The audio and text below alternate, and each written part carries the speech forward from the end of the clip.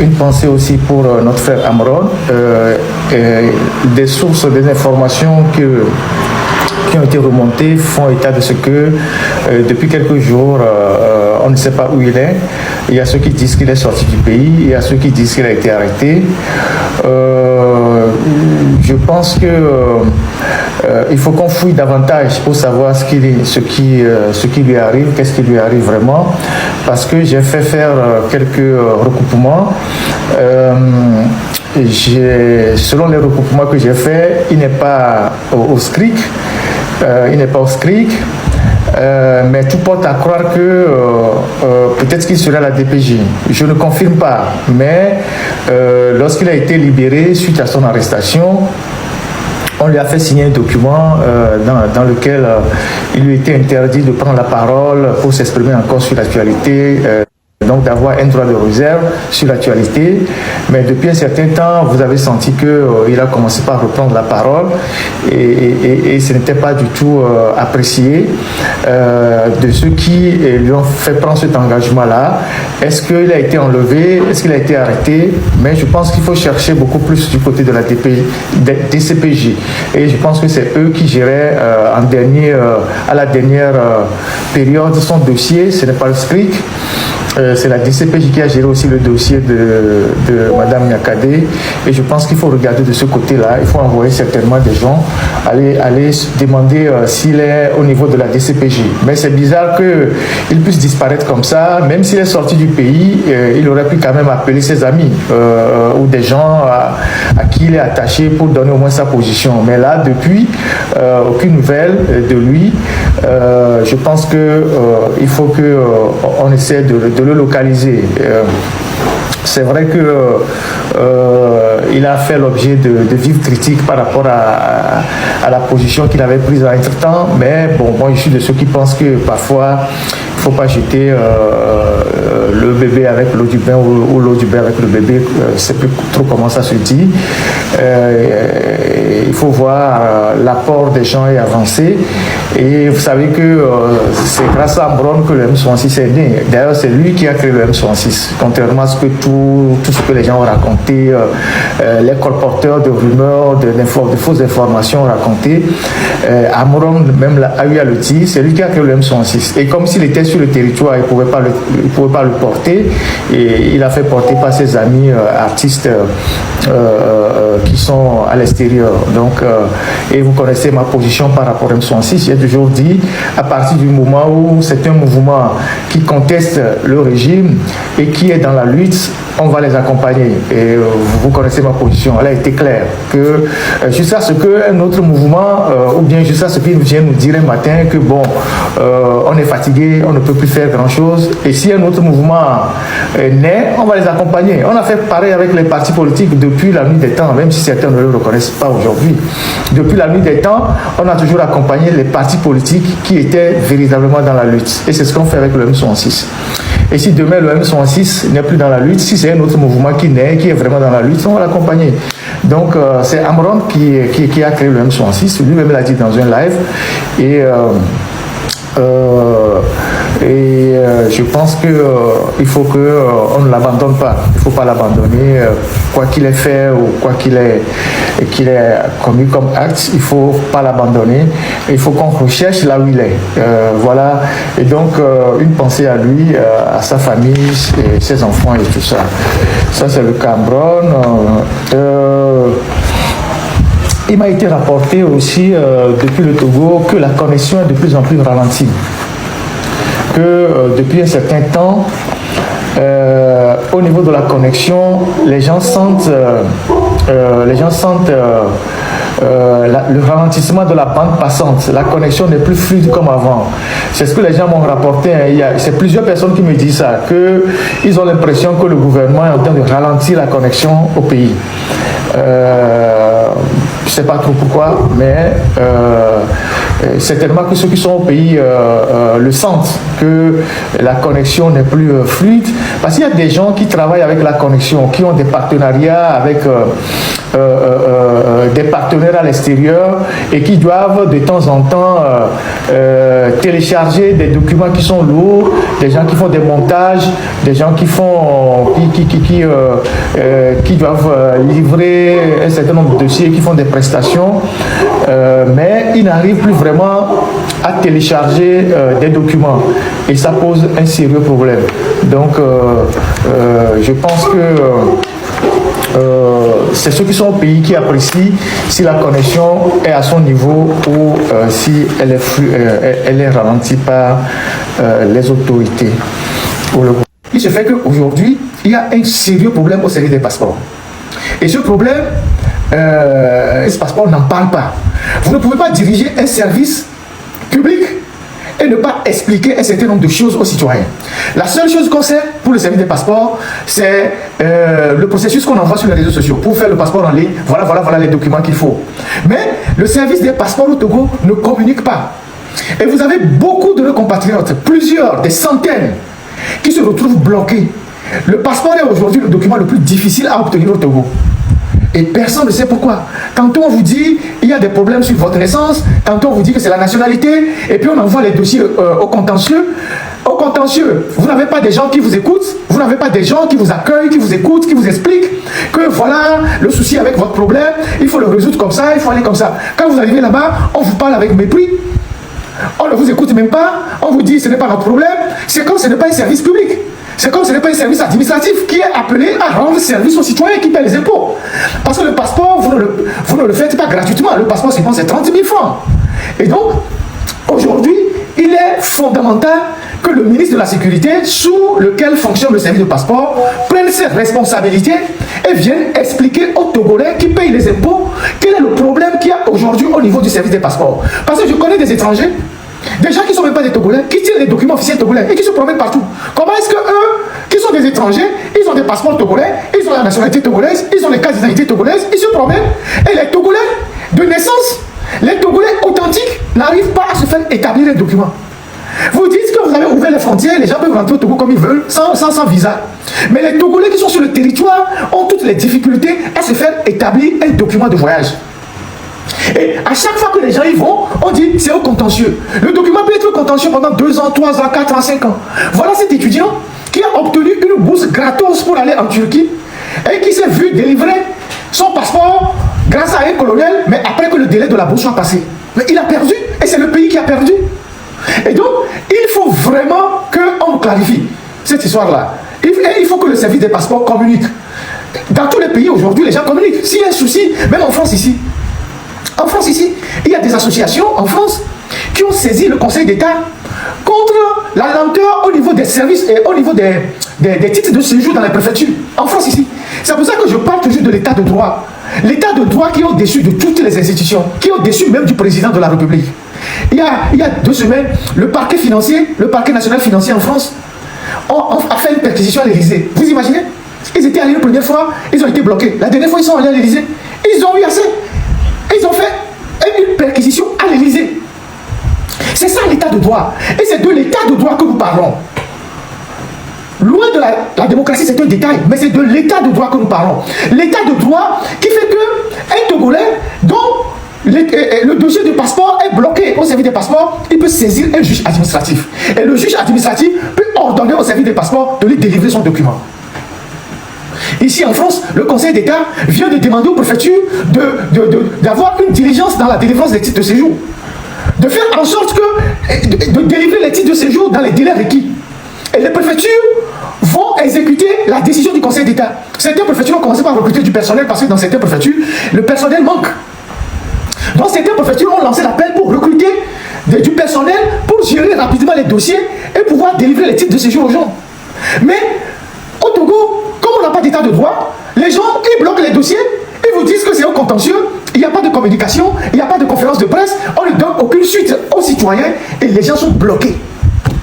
Pendant des années. Mais on a des étrangers qui tirent des documents officiels togolais, qui ont les passeports togolais, qui ont la nationalité togolaise, qui utilisent la carte d'identité togolaise pour acheter des terrains au Togo, pour acheter des maisons au Togo. Comment ils obtiennent ça? Comment est-ce que des étrangers obtiennent facilement des documents de voyage togolais et des Togolais authentiques ne peuvent pas se faire délivrer des documents de voyage? Il y a un problème. Donc, je pars de ce message de cet étudiant qui a perdu sa bourse pour se rendre en Turquie. C'est une opportunité qu'il a perdue. Il n'avait à débourser aucun franc. C'est la Turquie qui prenait tout en charge. Il a fallu que quelqu'un voie un colonel pour que le colonel se déplace au service des passeports pour lui retirer le document de voyage. Mais c'était déjà trop tard. Donc, je voulais passer par ce message-là et lancer un appel au service de sécurité au Togo, surtout le service de passeport. Le cadastre aussi, quelqu'un me dit, oui, là-bas aussi, il semble que le conservateur est à la retraite et depuis, ils n'ont pas nommé un conservateur. Donc, les services qui doivent rendre, les institutions de l'État qui doivent rendre des services aux citoyens, qui payent pour ces services-là, ne fonctionnent pas normalement.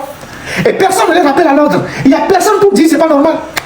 Les gens ont des tas de titres fonciers qui sont bloqués, même les diplômes. Pour retirer le diplôme de bac, les gens m'ont écrit plein de messages dans mon inbox pour retirer les diplômes de bac, c'est la croix et la bannière. Pour aller retirer des diplômes à la DAS, c'est la croix et la bannière. Dans quel pays on est et les services publics ne font pas diligence pour délivrer aux citoyens les documents dont ils ont besoin? Parce que ces citoyens doivent postuler à des concours, ils doivent aller à des voyages, partout ils ont besoin des documents. Donc c'est un coup de gueule que je voulais pousser pour le service des passeports. Ça concerne aussi d'autres services qui ne délivrent pas les documents à temps aux citoyens. C'est pas normal. Et donc le service des passeports doit nous faire un état des lieux. Pourquoi les dossiers sont bloqués? Pourquoi il y a autant de dossiers contentieux? Pourquoi les dossiers sont contentieux depuis 2 ans, 3 ans, 4 ans, 5 ans? Pourquoi tout ça? Il faut nous le dire. Et pourquoi il y a des étrangers qui tiennent les documents de voyage togolais et les Togolais, eux, n'en ont pas? Si c'est une décision politique qui a été prise quelque part pour bloquer les citoyens, il faut nous le dire. Je voulais l'augmentation des prix des carburants. Alors, il y a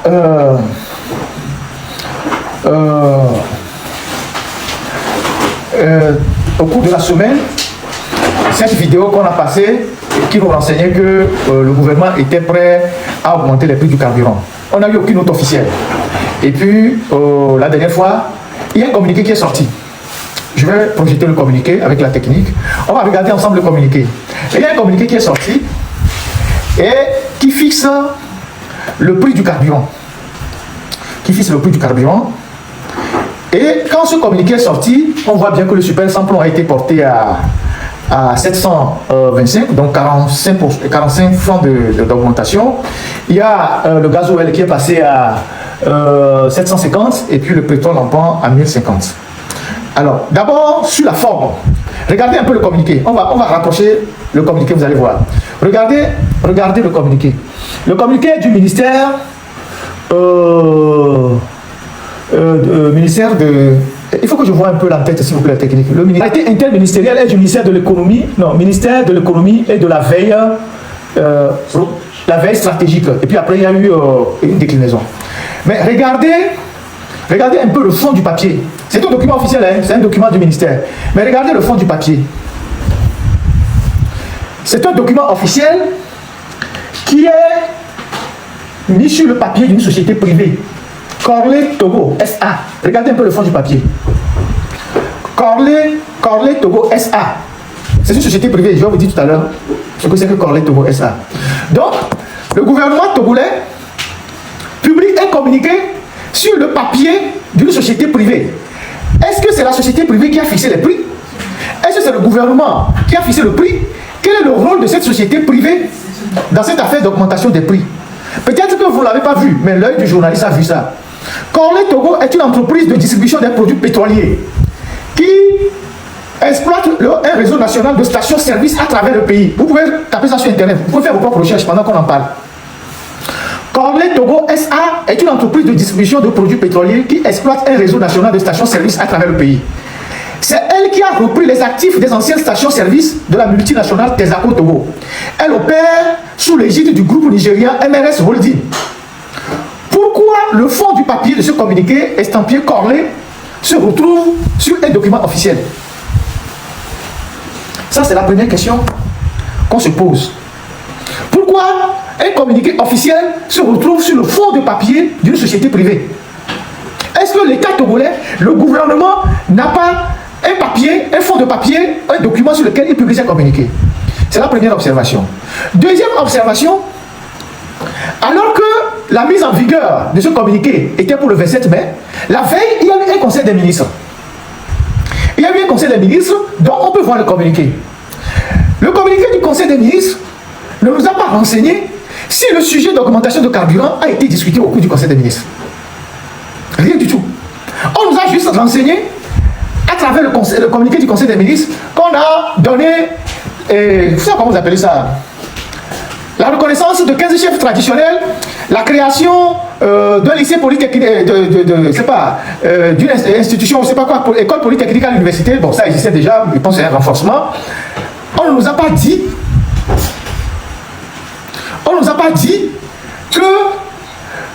nous a pas renseigné que le conseil du ministre a débattu de l'augmentation des prix du carburant. Et pourtant, l'augmentation des prix du carburant est un acte majeur pour l'économie du pays et pour les populations. Parce qu'elle a des conséquences sur la vie sociale de tout le pays.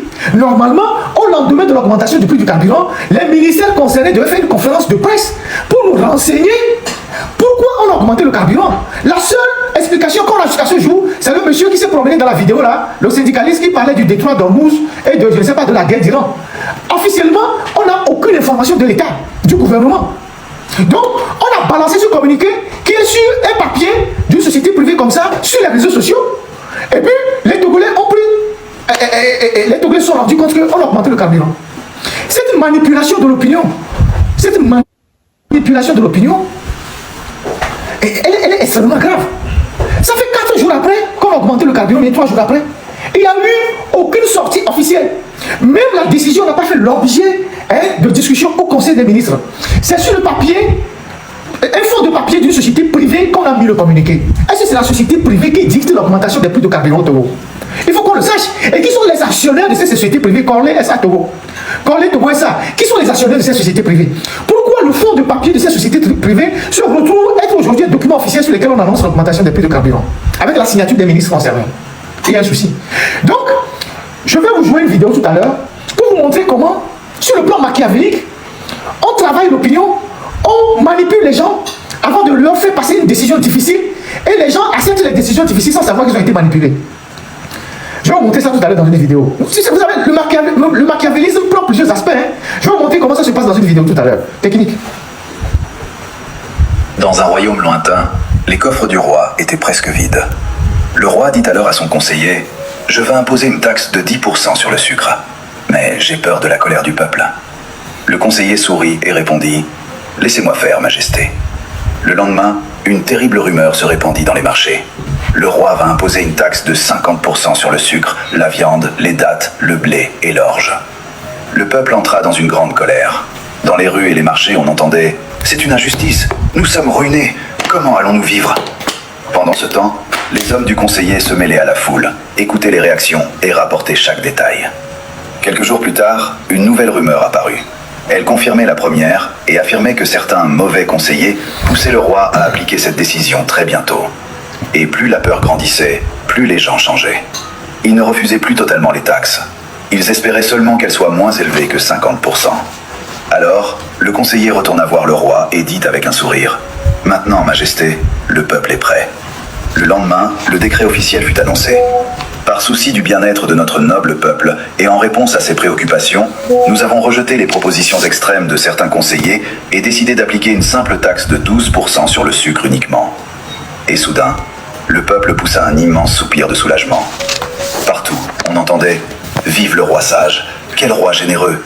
Heureusement que ce n'est pas 50%. » Et ainsi, les gens ne furent pas heureux parce que la décision était bonne, mais parce qu'on leur avait fait peur avec quelque chose de pire. Car l'une des méthodes les plus dangereuses de manipulation, c'est de vous effrayer avec une catastrophe, jusqu'à ce que vous acceptiez ce que vous auriez refusé hier. Vous avez bien écouté cette vidéo. La manipulation qui consiste à faire passer une décision d'une extrême gravité que le peuple finit par accepter parce que les gens qui ont fait la sensibilisation, il y a des aspects que vous n'avez pas vus. Dans la sensibilisation, le syndicaliste qui se promenait, qui racontait des histoires, il disait d'applaudir le gouvernement que c'est la première fois qu'on les associe. Tout ça, c'était pour préparer l'opinion. Ensuite, il disait que quand ils ont rencontré le gouvernement leur a dit qu'il va diminuer les péages, qu'il va diminuer les frais de péage. J'ai un audio comme ça dans lequel ça a été dit qu'ils vont réduire les frais de péage, qu'ils vont réduire aussi les frais de transport, ils vont essayer de parler. Mais aujourd'hui, ils ont fait passer la décision. Mais comme le gouvernement sait que c'est une décision extrêmement grave, oui, c'est de l'anesthésie, ils n'ont pas fait de conférence de presse. Ils n'ont fait aucune conférence de presse. Ils ne se sont pas transportés devant l'opinion pour expliquer aux Togolais lambda qu'est-ce qui les pousse à augmenter les prix du carburant. Je vous assure, chers compatriotes, qu'actuellement, à l'heure où je vous parle, l'économie du Togo est dans une catastrophe. Je vous assure, il y a des gens qui m'envoient des messages alarmants. Vous voyez tous les restaurants qui sont à la plage. Les gens sont à perte. Tous les restaurants. Vous voyez dans un pays où les gens ont mis des restaurants à la plage qui est souvent très sollicitée. Tous les restaurants que vous voyez à la plage là, c'est la catastrophe. Il y a les gens qui passent le week-end, ils n'ont que 150 000 francs de recettes. Les grands restaurants que vous voyez, les bars, les restaurants. Il y a des gens qui viennent dans des bars avec toute une famille pour boire juste 2 ou 3 cocktails de fruits repartis. À la fin de la journée ou de la soirée, quand ils font les comptes, ils n'ont que 200 000, 150 000 francs de recettes. Ils ont les charges, ils ont les taxes, ils ont les impôts. Il y a certains restaurants qui sont sur le point de licencier des gens. Les Pure Plage, les Marcelo Beach, tous ces restaurants que vous voyez là, c'est la catastrophe. Je ne parle pas d'autres restaurants qui sont dans la ville. Vous allez dans les restaurants, il n'y a rien du tout. Parce que les gens n'ont pas de pouvoir d'achat pour aller dans un restaurant pour manger. Les gens ont des difficultés à aller manger. Et pourtant, toutes ces structures-là doivent payer les impôts, payer les employés. Beaucoup de gens sont sur le point de mettre en congé technique leurs employés. Les gens qui ont 30 employés, ils veulent en réduire 20. Les gens qui ont 20 veulent en réduire 10. Vous imaginez le chômage. Aujourd'hui, vous prenez le secteur des BTP au Togo. C'est le secteur le plus sinistré. Parce que c'est un secteur qui est totalement à l'agonie. Sans oublier des expatriés qui ont amené des entreprises qui ont pris tous les marchés togolais. Beaucoup d'entrepreneurs ont fermé leurs entreprises. Comment est-ce que l'économie d'un pays peut être dynamique quand vous avez tous les secteurs qui sont en train de sombrer? C'est ça le Togo d'aujourd'hui. Les gens qui ont les appartements meublés, les Togolais pleins dans la diaspora qui ont transformé leur maison en appartement meublé, il n'y a personne qui vient là-dedans. Les gens qui ont transformé leur maison en appartement meublé, il n'y a personne qui vient dedans. Parce que le pays n'attire plus les gens. Donc, mais les appartements meublés, c'est des charges. Il faut au moins payer l'électricité. Il faut entretenir les maisons. Il faut un gardien. Donc voilà la triste réalité de notre pays. Si les gens n'ont pas le courage de vous le dire, moi je vous le dis. Parce que je reçois des gens qui se plaignent tous les jours. Ferdinand, Blendo de là, et tu vas bloquer là, et tu vas les bloquer. Et tu vas les bloquer. Et nous, du et tu vas les bloquer. C'est ce que les gens me disent. Ferdinand, le pays est bloqué. Des gens qui faisaient des chiffres d'affaires de 1 million, 2 millions chaque week-end dans leur restaurant. Aujourd'hui, ils ne font pas 200 000 par week-end. Aujourd'hui, ils ne font pas 200 000 le week-end. Alors qu'avant, ils faisaient 1 million 500, 2 millions les week-ends. Il faut les connaître pour savoir ce qui se passe au Togo. Et voilà, gars, j'espère que vous avez tous suivi la vidéo du début jusqu'à la fin, voilà. Et vous avez écouté tout ce que Ferdinand a été encore dit, hein. Et il a parlé, premièrement, vous avez écouté, il a parlé de Amoron. Il a parlé de Amoron, voilà. Et Amoron que ces derniers temps, ces derniers jours, hein, les gens disent que voilà, il est perdu, quoi, qu'on ne le retrouve plus. Que voilà, on ne sait pas où il est. Il y a d'autres personnes qui accusent le gouvernement, il y a d'autres personnes qui disent que voilà, il a fui, que non, il veut maintenant faire la lutte, c'est pour cela, il n'est plus dans le truc là et tout. Mais vous avez écouté, c'est de ça qu'il s'agit. Moi-même là, je suis dépassé. Voilà, Ferdinand a été sorti, il a donné son avis, vous me connaissez, en tant que journaliste d'investigation. Un journaliste d'investigation, bien comment elle le dit, un journaliste d'investigateur, je ne sais pas. Bon, bref, le français. Et il avait à dire pour lui l'information que lui, il a à sa disposition. Il a eu à parler de ça. Il a dit, et voilà, il a dit tout ce que lui, il sait concernant Amoron. Et voilà. Et après il a parlé du carburant, comment est-ce que la cherté du carburant et tout. Vous avez écouté ça, il a parlé de la cherté du carburant et l'augmentation et tout. Il a beaucoup parlé, et voilà, vous avez écouté. Il a après aussi parlé des passeports. Des passeports, la manière dont les passeports sont ne sortent pas vite et tout, et les gens se plaignent que voilà, et honnêtement parlant, et concernant l'affaire du passeport là, tout le monde sait que c'est un gros problème ici au pays. C'est un gros problème ici au pays. Et si les gens font les passeports, ils sont toujours là à se plaindre que voilà, leurs passeports ne sortent pas vite, que leurs passeports ne sortent. Il y a d'autres même là, ça ne sort jamais, et tout. Et ça a devenu un gros truc, un gros pain sur le cœur des gens et tout. Chaque jour, c'est comme ça. Genre, ils signent au pata, quoi. Et voilà. Et bon, bref. J'espère que vous avez kiffé la vidéo que Ferdinand a fait. Et voilà. Et je crois bien que, comme d'habitude, n'hésitez pas à vous abonner, à liker la vidéo, à partager à vos proches, à vous abonner massivement et aussi à donner vos avis dans les commentaires. C'est très important. Donnez vos avis dans les commentaires, n'hésitez pas. Et aussi, voilà, comme je le dis toujours, je vais continuer toujours par le dire. Ferdinand c'est un mentor. Je dirais pas que mentor parce que on dit mentor celui que